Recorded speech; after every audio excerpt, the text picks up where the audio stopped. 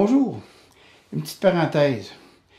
Je refais cette introduction-là à la petite histoire du judo au Québec qui a été lancée en janvier 2022. La qualité sonore n'était pas au rendez-vous. Je pense que celle-là va être pas mal plus plaisante à écouter. Bienvenue donc dans la fabuleuse histoire du judo au Québec, une histoire qui est encore à construire en fait. Je vais couvrir chaque grande région et si je peux le faire, ce sera grâce à votre aide, à votre collaboration. Il est possible et même probable que j'oublie certains faits ou certaines personnes, que je sois complètement dans le champ ou dans l'erreur, parce que les seules sources dont je dispose sont des témoignages qui sont souvent partiels ou biaisés, des acteurs de cette époque-là qui sont vieillissants, ou encore des archives de 50, 60 ans ou plus, de sources non vérifiables parce que je ne suis pas capable d'avoir deux sources différentes, comme le voudrait une enquête digne de ce nom-là. Je vous invite donc à me faire parvenir vos photos, documents pour compléter l'histoire de votre région, avec évidemment les explications qui seraient nécessaires au contexte. Et si les ajouts sont suffisants, je vais me faire un devoir de mettre à jour la vidéo de votre région pour avoir un portrait le plus fidèle possible de la réalité d'autrefois, parce qu'on parle évidemment d'histoire. Je ne veux pas non plus que ce document-là soit une série de noms et de dates qui n'ont pas beaucoup d'intérêt en soi. Moi, ce que je veux raconter, c'est ce que ces judokas-là ont réalisé pour faire du judo actuel, le sport que vous connaissez maintenant. Au fil des années, il y a eu des chicanes, des scissions, des factions qui se sont opposées les unes aux autres. Il y a eu des guerres de clochers, des guerres de pouvoir. Il ne sera pas question ici de savoir qui avait raison et qui avait tort. Ce que je retiens, c'est que ces gens-là ont agi avec passion, avec cœur, avec conviction. On ne peut pas juger, puis on ne jugera pas non plus. Autre temps, autre mœurs, au tempora, au mores, pour vous dire que j'ai fait du latin. C'est l'histoire de ces pionniers, puis de ces endroits-là que je veux vous raconter au mieux de ma connaissance, puis au résultat de mes recherches. Vous savez, le Québec est maintenant une nation qui s'impose à l'international. Chez nous, il y a maintenant des médaillés olympiques, des champions du monde. Mais ça n'a pas toujours été. Ça n'a pas toujours été. S'il est considéré comme normal maintenant de retrouver un entraînement de masse, plusieurs dizaines de ceintures noires de haut niveau, c'était loin d'être le cas à la fin des années 50 et dans les années 60. Moi, quand je suis déménagé à Trois-Rivières en 1965, il y avait une seule ceinture noire à Trois-Rivières. C'était la même chose à Shawinigan. C'était la même chose à Sherbrooke, puis dans bien des villes du Québec. Et si on veut parler des dojos, là, les installations, aujourd'hui, dans certains cas, nos dojos sont parmi les plus beaux et les mieux équipés en Amérique, puis c'est peut-être même plus. Mais ça non plus, ça n'a pas toujours été. Moi, les dojos que j'ai connus, c'était 4 ou 5 épaisseurs de toile d'usine posées à même le sol, la dalle de ciment ou de terrazzo qui nous servait de tatami. Quand c'était pas de vieux tapis de gymnastique jetés à la poubelle par les gymnastes, puis qu'on récupérait, nous autres, les judokas. Ceci étant dit, pour bien comprendre les actions qui ont été faites, il est important de bien comprendre la société québécoise du début des années 50. Il faut comprendre le contexte. D'une part, le contexte social. Le monde venait à peine de sortir de la Deuxième Guerre mondiale. La récente paix avec l'Allemagne et le Japon, ça a laissé des traces profondes. Il y a plusieurs familles qui ont perdu du monde à cette guerre-là. Pour plusieurs, les Japonais étaient des ennemis, tout comme les Allemands. Pensez-y 2 secondes. 4-5 ans, là, pour nous autres, c'est 2018-2019. C'est ça, 4-5 ans. C'est court, 4-5 ans, quand on a perdu un frère, un père ou un ami à la guerre. Pour bien illustrer un peu le phénomène, là, le contexte, et la lutte, appelée catch en Europe, était un des spectacles de défoulement les plus populaires de cette époque-là. Puis jusqu'à très récemment d'ailleurs. Il y avait les bons et les méchants avec du ketchup pour le sang, disait si bien Robert Charlebois dans sa chanson. Et les méchants, il y avait toujours des noms en consonance germanique, slave ou encore asiatique. On parle ici des Fritz von Raska, des Vladek Kowalski, de Togo, juste pour en nommer 2-3. Puis sur le plan social, c'était l'époque de la grande noirceur sous le gouvernement de Maurice Duplessis. La grande noirceur, les priorités de ce gouvernement-là étaient loin de favoriser la pratique du sport et des loisirs. À ce chapitre-là, pensez-y, le Québec est la seule province à ne pas avoir de loi sur l'instruction obligatoire. Par conséquent, la scolarisation On en conclut que la scolarisation n'est pas au cœur du développement du plan de développement du gouvernement. Curie et politiciens s'entendaient pour dire qu'une bonne éducation élémentaire était fondée sur des principes religieux, puis ça suffisait grandement pour la grande majorité de la population. On n'a pas besoin d'être instruit. On ne peut pas affirmer que ça favorise la pratique des sports. Sports qui étaient organisés par le clergé dans les OTJ, ça c'est à l'œuvre des terrains de jeu, qui privilégiaient les sports d'équipe parce que ça coûtait moins cher, tout ça supervisé par les abbés, des frères et des religieux de tout acabit.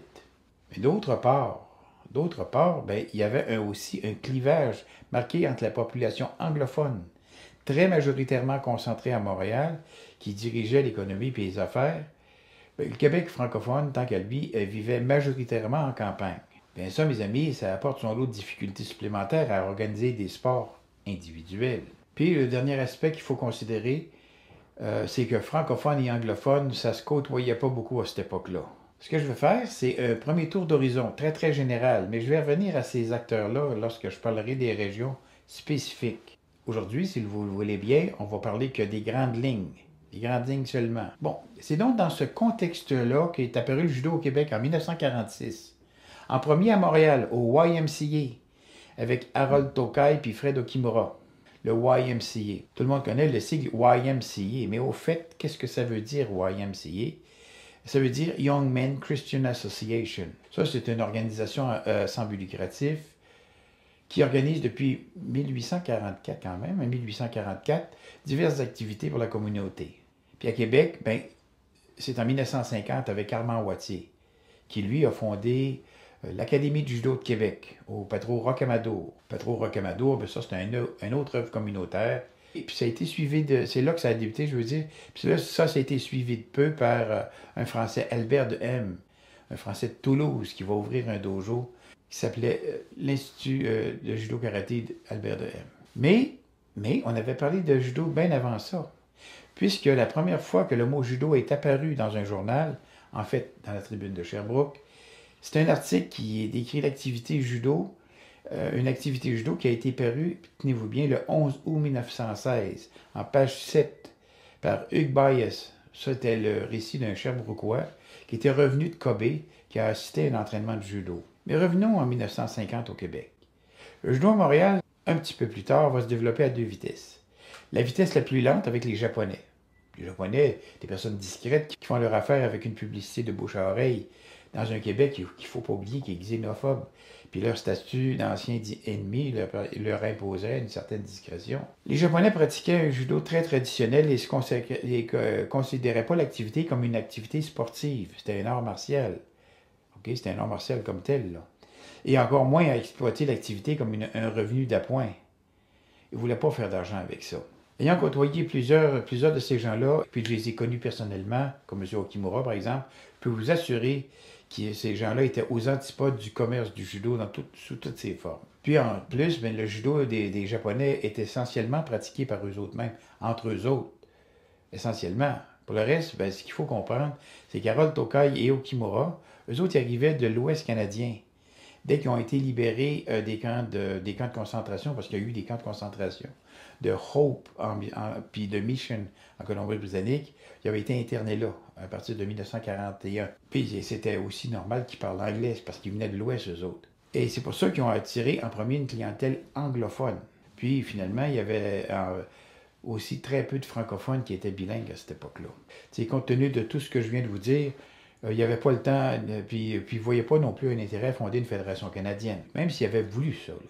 C'était pas simple à l'époque, les distances, les communications, ça se faisait à peu près par la poste, parce que les appels interurbains étaient hors de prix, puis ça interdisait toute conversation longue, puis il ne pouvait pas avoir de conférences téléphoniques, ça n'existait pas à cette époque-là. Il faut dire aussi, puis je vais en reparler un peu plus tard, qu'il y avait du judo à Gatineau, en Outaouais, avec un monsieur très important qui s'appelait Bernard Gauthier.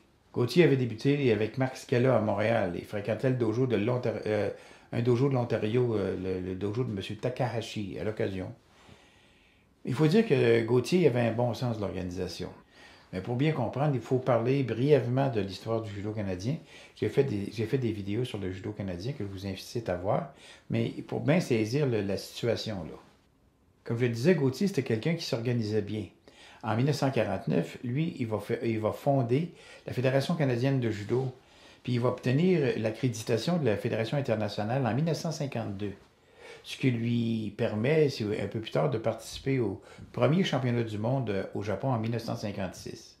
Et ça, aux grandes dames des Japonais du reste du pays, qui, eux autres, s'étaient vu refuser la participation à ces mêmes championnats-là par la Fédération internationale.